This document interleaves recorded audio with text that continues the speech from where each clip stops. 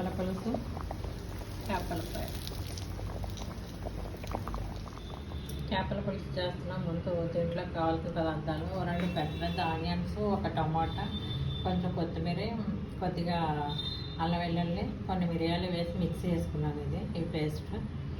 దీంట్లోకి కావాల్సినవి కొన్ని పచ్చిమిర్చి, కొత్తిమీర, వంకాయ ముక్కలు, ఆవకాయ ముక్కలు, చింతపండు పులుసు. ఫస్ట్ ఆయిల్ వేసుకుని మెంతులు వేగిన తర్వాత ఈ పేస్ట్ వేసి బాగా వేగిన తర్వాత ఇవన్నీ వేసి బాగా మగ్గపెట్టిన తర్వాత చింతపండు పులుసు వేసుకోవాలి. ఉప్పు, కారం, పసుపు అన్నీ వేసేసుకుని బాగా మగ్గిన తర్వాత అందులో ఈ చేప ముక్కలు వేస్తే ఇది బాగా మగ్గిన తర్వాత చింతపండు పులుసు వేస్తాం. దగ్గరికి మరిగాక అప్పుడు చేపల పులుసు రెడీ అవుతుంది. లాస్ట్గా కొత్తిమీర వేస్తాను. అప్పుడు చేపల పులుసు రెడీ అవుతుంది.